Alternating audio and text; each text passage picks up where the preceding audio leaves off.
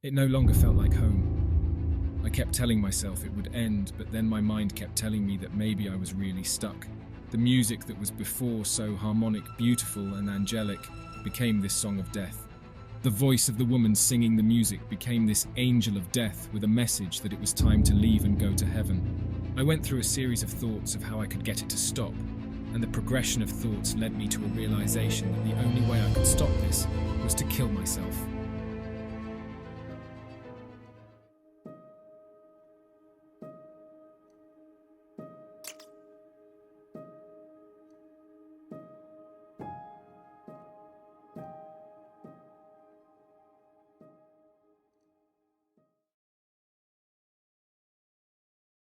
The following are trip reports from 4 of my most meaningful DMT trips.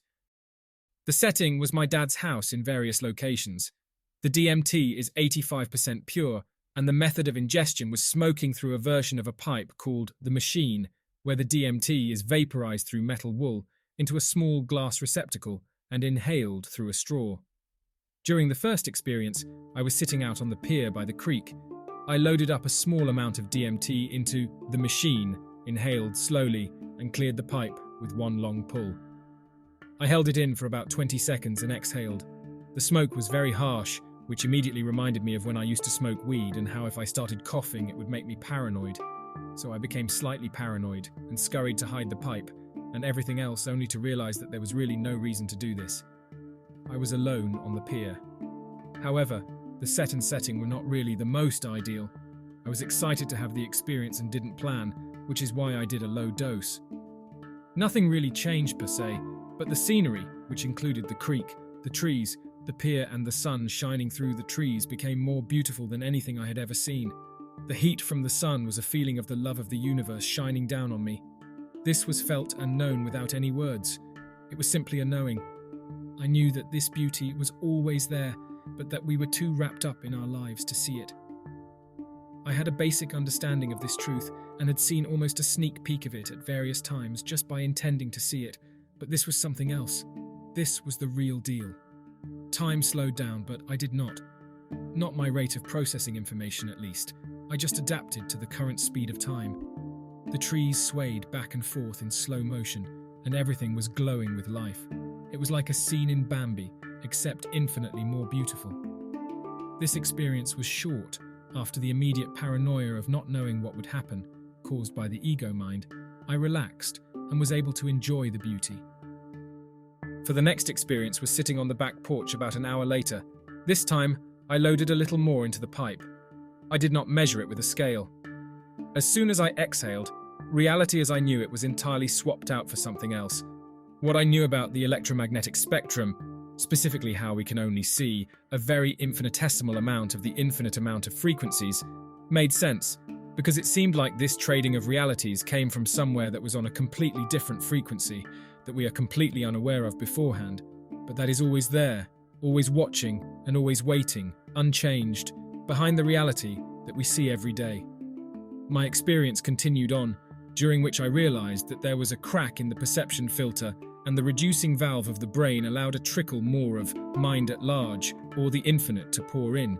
And since the optical eyes can only see the small portion of the electromagnetic spectrum the mind has to turn the infinite into something you can see, the world of reduced awareness was suddenly expanded.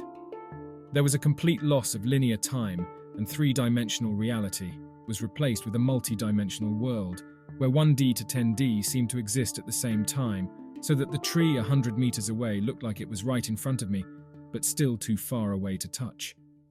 Everything became this intelligent, fractalized, kaleidoscopic, morphing, mutating, transmutating, metamorphic, geometric scenery that all seemed to be alive with the most intricate patterns I had ever seen, and trying to tell me something that I couldn't yet grasp. The new scenery somewhat resembled the scenes which it replaced, but only because it was daytime, and only because my eyes were open. Everything is intrinsically connected to everything else, so that two completely unrelated thoughts or objects become perfectly synchronized. The English language can only describe the world as we know it. It was designed only to describe this three-dimensional reality, and so the words to describe this have not been created yet. Both these trips were low dose and only lasted about 5 to 10 minutes. The third experience took place in the room I'm sleeping in, around 12:30 a.m. I chose the most beautiful music I could find. It sounded like the music angels would sing. The song was Kyrie by Robert Gass and On Wings of Song. The setting was the bed with the lights off. I was lying under the covers on the left side of the bed with the computer to the right of me with the screen light on. This experience could only be described as a healing experience, in the ultimate sense of the word, healing. I cleared the pipe in 2 hits but kept feeling like I was missing something, so I kept hitting the pipe until I couldn't anymore. Upon my exhale, the very nature and fabric of reality or space-time came alive with an energy that was not my own. It was so much greater than my own that my personal thoughts previous to this seemed trivial. The energy was so vibrantly effervescent and alive and real that I knew this was real, and that the world I just left was illusory. Although it did have substance, it was not real. There were these beautiful, humming, whirring, vibrating angels of the most beautiful colors that made up every particle of everything in existence. I knew that they were all expressions of the same infinite consciousness that was God, and that they pervaded everything that existed. From the delicate light shining from the computer screen to the warm socks on my feet to the clothes touching my body, to the mild wind coming from the fan above me. The sheets and blankets touching my clothes were all made of these angels. Even my skin, my body, none of it belonged to me. It was built from these angels, but also made of them, and they were all singing these beautiful hymns, coming from the music I now realize. They were radiating a love that was so unconditional, uncontaminated and pure, so powerful, that it made my body convulse slightly. I touched my skin and writhed in pleasure so completely that it was like a full-body orgasm. There was an energy surging through me that can only be described as the energy of life itself. I sobbed uncontrollably, but the happiest, most beautiful tears I've ever felt, and I laughed, pure innocent laughter.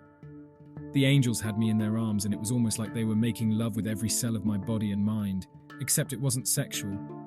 I think that maybe that's just one of the mind's ways of perceiving pure love. It was like nothing could be wrong, and nothing would ever go wrong again. My judgment, however, was not distorted. With LSD or other drugs, I sometimes lose myself in an intoxicated way, but not with DMT. With DMT, I feel like I was sober, but just that I've stepped into a higher frequency. The love was so real and so powerful that it melted away all of the ego's positionalities that were not allowing me to see things for what they truly were. All in a single instant, I had nothing but unconditional love for myself and for everything. The experience only lasted about 15 minutes, but I discovered things that I could have never found out with the mind still in place in 15 years of talk therapy. The obstacles in the way of allowing me to see the truth were dissolved by the light of love. Earlier, I was talking to my dad, and he was having a hard time figuring out what to say, and kept asking me if I was okay with the room I was staying in, because some of the things I'd done to the wall in the past were still showing through the paint. He was asking if I wanted to change anything. He kept talking about the past as if it bothered him. I had not noticed the walls really, and was not concerned about them, but I kept almost attacking him and trying to psychoanalyze him and ask him why he was so connected about the past. Why couldn't he let it go? Then finally, I just thought he was drunk and told him how much I loved him. Although I realize now that if I really loved him unconditionally, I would not have been judging, but rather understanding. I let him know I was very grateful for everything he had done for me. During my experience with the angels, they showed me that it was so hard for him to talk to me because of how much he loves me, and I saw the entire conversation in a new light, from a new perspective, and in an instant, the original way of perception was melted away completely. I saw that he was only trying to make sure I was okay here and happy, and that he loved me so much it hurts. It hurts him to see what I've been through, and he doesn't want me to have to remember the past, even though I'm all right with my past. But I realized that I don't need to try and figure it out or figure him out, and that all I need to do is live and love. I was scared to love him before, and the people closest to me, including myself. I mean truly, sincerely, genuinely loving myself. I thought I did before, but I was shown that I did not, or that it could be much greater. The angels showed me unconditional love, but they didn't give it to me. They showed me that I always had it, and that the very quintessence of my being was made from it. I felt unconditional love for my dad, my mom, everyone close to me, and everyone in the world, myself especially. I learned that instead of always wanting to be somewhere else, Even though I've been telling myself I'm happy in the here and now, I realize now that I must not have genuinely felt this way, based on the way I was thinking. Everything is beautiful, and everything is perfect exactly the way it is now, because now is all there is. I realize that thinking about the future and where I want to be in a few years is keeping me from being who I am right now, because this is who I am. I am not those thoughts of the future. I am who I am right now. I can think of myself doing what I love one time and where I want to be, and forget it. It will manifest itself. This I know now. The angels gave me this beautiful feeling that God is everywhere and in everything, and that everything is all right. Nothing could be better than it is right now, and the beauty of it all is that nothing is really happening right now, but at the same time, everything is happening. During the experience, I fell in love with myself and who I was, what I looked like, who I was going to be, who I was now, and who I have been. I felt a very natural, earthy vibe like Mother Earth was holding me in her arms, and I saw myself in beautiful clothing and robes, wearing Indian fabrics in a garden, and as a part of the earth, completely natural. There seemed to be a presence of plant and earth spirits. I realized that I shouldn't be dyeing my hair or making myself look perfect, which brings to mind something a friend said about putting beauty over beauty in reference to women putting on makeup. I realized that my mum told me the same thing about myself and that it was unnecessary. I am perfect exactly the way I am. We all are. Everyone is perfect just by the nature of their being. They're all made up of these angels who are perfect expressions of God. We are all perfect expressions of God. After it was over, I thought about if I should do it again because I felt that I got what I needed, but there was something more I could get. I realize now that this was greed, and I remember my biggest problem before was always wanting more and not being satisfied with what I had or where I was.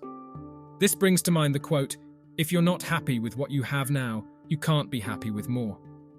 But I decided to do it again anyway, so I got ready to go back to the angels. I measured out my next dose. I made sure it was the right amount, and I asked the universe if this was the right thing for me to be doing, and I asked if I would need it again after this. The answers were yes and no. I inhaled a much larger dose than the other 3 times and was immediately pushed headfirst into what I can only describe as a psychedelic hell. It was an overdose of pleasure and psychedelic voidness. The intricately beautiful geometry became overly convoluted and never-ending and was moving faster and wilder than I could have ever imagined possible. The patterns became so intricately woven and sharp that it was disorienting. The angels were gone, and what replaced them was an overwhelming fear that I had lost myself entirely, and that I had gone to a place where I could never come back. This now brings about the realization that heaven and hell are 1/10 of an inch apart, and that pleasure and pain can be the same, that opposites are not real, but merely figments of our imagination brought about by the ego needing to interpret and edit everything and attribute everything to cause and effect, which is also something the ego created. Synesthesia, a process by which one sense modality is described or characterized in terms of another, was in full effect. All my senses were blended together. I could see my thoughts, I could hear the colors, I could taste the music. Everything I laid my eyes on was so intricately geometrical and moving so fast that it was unreal. Absolutely unreal, and despite everything I tried to do, I couldn't get it to stop. I didn't actually try much of anything as I'd lost all control and cognitive function, but it seemed like I had already tried everything at the time. I was rolling around in my bed, stuck in a mode where I couldn't function at all. I couldn't figure out where the light was or where my glasses were. I didn't know where anything was. Because I wasn't wearing my glasses, I couldn't see anything from our reality, but the psychedelic patterned overlays of kaleidoscopic voidness were perfectly clear, leading me to believe that I had lost the other world entirely and was stuck here. It no longer felt like home. I kept thinking that this was it, that I was stuck in this psychedelic hell, and that maybe this was what my life was going to be like forever. I went through a series of thoughts of how I could get it to stop, and the progression of thoughts led me to a realization that the only way I could stop this was to kill myself. Later I realized that a lot of people feel like they're dying during the trip, and that you're supposed to just let go and float downstream. That's how you break through. Somehow I thought that maybe killing myself now was the purpose of this life, and when I killed myself, maybe I would have finally broken through to the other side. I should have just let go of the ego. I kept telling myself it would end, but then my mind kept telling me that maybe I was really stuck. The music that was before so harmonic, beautiful, and angelic became this song of death. The angels were no longer singing it to me in love. In fact, the presence of the angels was no longer felt, but the voice of the woman singing the music became this angel of death with a message that it was time to leave and go to heaven. I remember thinking that the ultimate sacrifice is surrendering myself. This makes me realize now that the ego will try to stay alive and be right at all costs. Anyway, I got up and tried to turn the light on to go smoke a cigarette and get back to normal, but I couldn't find the light switch, so I fell back into oblivion for a few moments, which seemed like an eternity. I realized again that I absolutely could not continue to function like this. Eventually I found the light switch and found my cigarettes, walked outside and smoked. I thought for a moment it was over and that I could function again, so I imagined myself operating in everyday life, and then immediately the visions started again. Everywhere I looked, the intricate spirals and morphing shapes continued to the same degree, where the world as I knew it was completely replaced. I came back down for a second time, and the cigarette tasted insipid and bland, and the thought then occurred to me to drink alcohol even though I knew I couldn't stomach it at the time. I walked into the house with the drug still in effect, although significantly less intense than it was before, and walked to the liquor cabinet. But instead of drinking, I started looking at everything in the room and noticing how cool it all was. Then everything started to become funny. Everything was beautiful, even though the trip was over, and I could feel my body, and it felt good. I looked into the dark glass windows and saw myself, and realized again to love myself because I looked awesome. Except this time, I wasn't in the arms of the angels. This time I was back on Earth. So I really came back into my body and felt the same things I felt the first time, but I felt them here in this reality.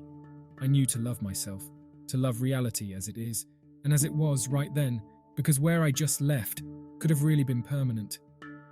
It was only a dream. I realized that although the previous experience was enlightening and wonderful and full of love, there might have been a part of my ego that thought that the love I experienced came from the drug, or the state the drug allowed, and the angels were only there when the drug took effect. In fact, I must have thought something at least similar, because I wanted so badly to rush back into it to meet the angels again.